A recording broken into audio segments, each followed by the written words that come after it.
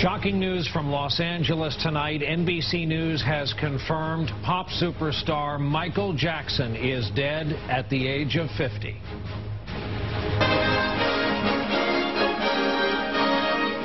From NBC News World Headquarters in New York, this is NBC Nightly News with Brian Williams. Good evening. Every American generation has its icons in the world of entertainment. Michael Jackson has been one of the best-known stars on this planet for the last several decades. On this night, when we were preparing a remembrance of Farrah Fawcett, suddenly word arrived from Southern California that Jackson had been rushed to the hospital. There were grave reports about his condition. And now this, confirmation tonight that he has died. A lot will be said about Michael Jackson as we learn more about this story. He was incredibly talented, a child star who was an adult with deep troubles and physical and mental health issues.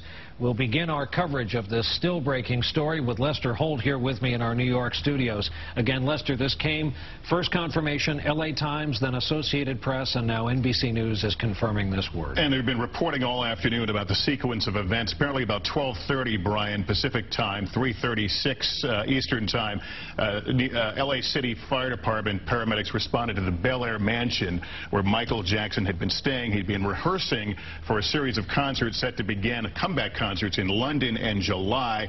The paramedics got to the residence, found him. Apparently there was no pulse. He was not breathing. They administered CPR at the scene, then took him about 6 minutes away to what you're looking at now. This is the UCLA Medical Center in nearby Westwood. Some family had begun to gather there. The press, of course, gathered, and then we learned just a short time ago in these latest reports that Michael Jackson did die. Apparently he never regained consciousness. They were not able to reestablish a pulse. This mansion he was staying at in Bel Air apparently had been rented in preparation for this comeback concert. We learned in March when they announced that concert that questions had come up about his health at the time. The promoters said he had undergone a 4.5-hour battery of physical tests and he had checked out okay at the time, Brian. He was apparently, according to one report, working out with the bodybuilder Lou Ferrigno of late. MSNBC is reporting that he had expressed a desire to do so-called two-a-day rehearsals for this upcoming tour. We go now to NBC's Michael Oku, who is outside the hospital where all of this took place today. Michael? Brian, good evening. If you didn't read anything about what had happened here, just walking by, you would know that something very serious is happening here at the UCLA Medical Center. Choppers are buzzing overhead. Crowds are assembling all along the streets and the sidewalks here. And the news media has arrived in spades. I can also tell you that cones have been laid out on the street, those familiar orange cones that are used to redirect traffic. Very clear that something serious happening inside. Again, NBC News confirming that legendary singer Michael Jackson has in fact died of cardiac arrest. What we are learning at this hour is that fire personnel, that is responders, went to his home at about 12:30 this afternoon in response to a 911 call from that home and found Mr. Jackson reportedly without a pulse. They tried to revive him. They were unable to and rushed him here to the UCLA Medical Center, where, again, Brian, I can tell you, while we have not talked to officials here inside on the ground at least, clearly the scene outside here, while not one of complete bedlam, very much of a crowd assembling to a very serious news event. Brian? Michael Oku at UCLA Medical Center at this hour. He was a shooting star, Michael Jackson was, in the American pop music scene, including American popular culture as a whole. As we've been reporting, he was hoping for a career comeback, including dozens of sold-out shows in London.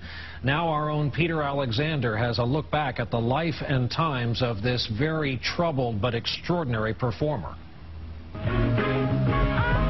From the beginning, you couldn't take your eyes off him. His older brothers, who made up the rest of the Jackson 5, sang and moved. But Michael, the youngest and clearly the prodigy, was the one who moved you.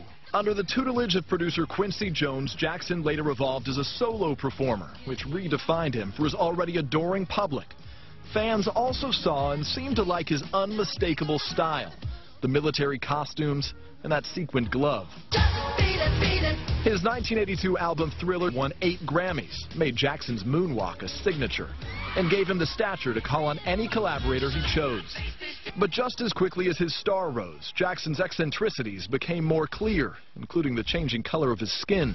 Jackson also turned a California ranch into a child's fantasy called Neverland.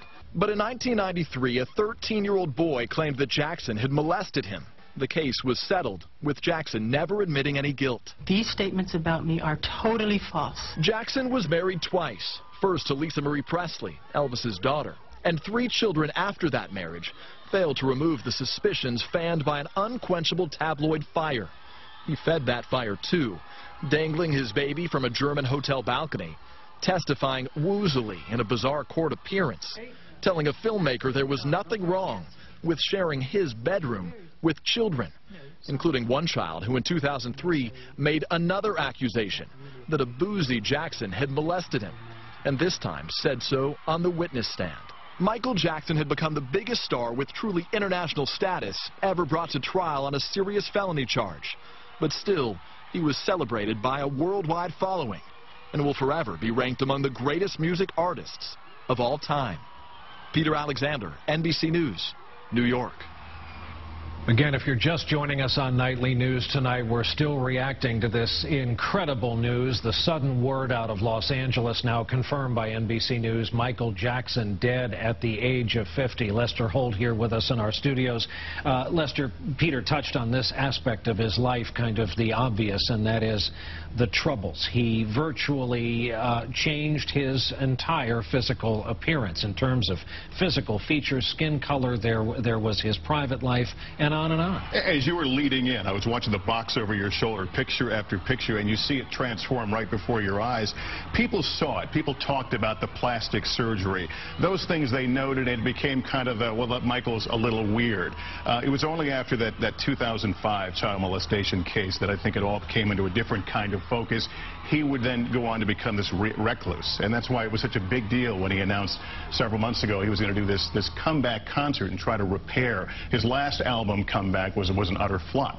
And at the same time, his transformation, his contributions to American pop culture, from The Glove to moonwalking, the Thriller video comes to mind. We were all talking before the newscast, singing the songs, and realized we all know the words to these songs, Brian. Thriller, though, I think was the defining album. 1982, this album comes out. If you remember, MTV was just getting off the ground, the whole music video thing. Well, he comes out and essentially makes movies of music videos, no longer just the performers on a stage strumming their guitars.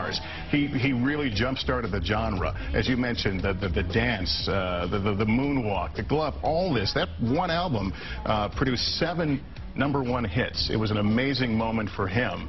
And this is the guy that popped on. We're the same age. I remember being a 10-year-old kid watching this 10-year-old kid on TV one night, and it would become this overnight sensation and go on, and we'd continue to watch his career blossom. Say nothing of the fact that he first arrived on our radar as the youngest member, of course, of the Jackson 5. Lester will be talking about this some more.